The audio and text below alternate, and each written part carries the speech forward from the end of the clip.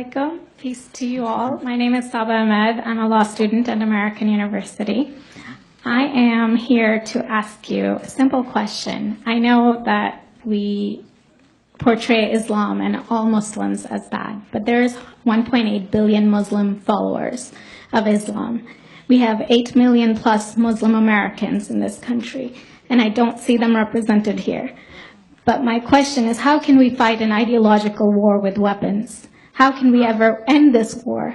The jihadist ideology that you talk about, it's an ideology. How can you ever win this thing if you don't address it ideologically? Great question. I am so glad you're here, and I am so glad you brought that up because it gives us an opportunity to answer.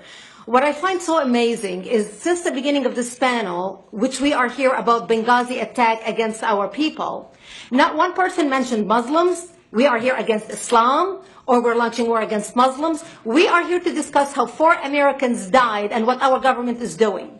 We were not here to bash Muslims. You were the one who brought up the issue about most Muslims, not us. And since you brought it up, allow me to elaborate with my answer. There are 1.2 billion Muslims in the world today. Of course, not all of them are radicals. The majority of them are peaceful people.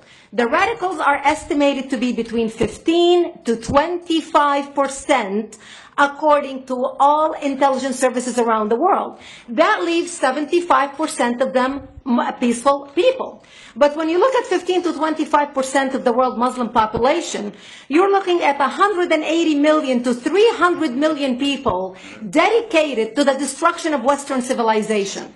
That is as big as the United States. So why should we worry about the radicals, 15 to 25%?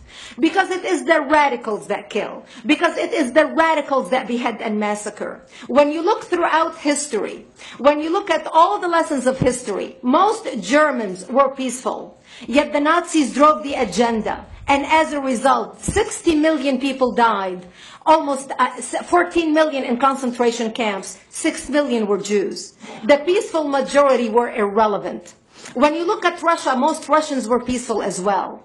Yet the Russians were able to kill 20 million people. The peaceful majority were irrelevant.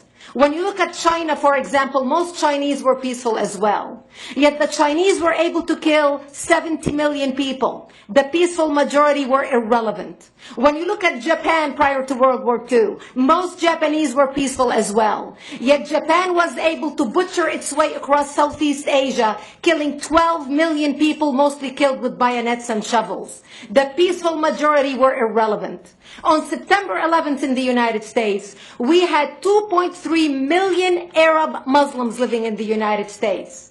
It took 19 hijackers, 19 radicals to bring America down to its knees, destroy the World Trade Center, attack the Pentagon, and kill almost 3,000 Americans that day. The peaceful majority were irrelevant. So for all our powers of reasons and us talking about moderate and peaceful Muslims, I'm glad you're here. But where are the others speaking out? And since you are the only Muslim representative,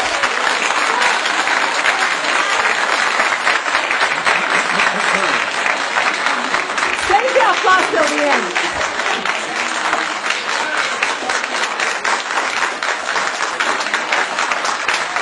Thank you.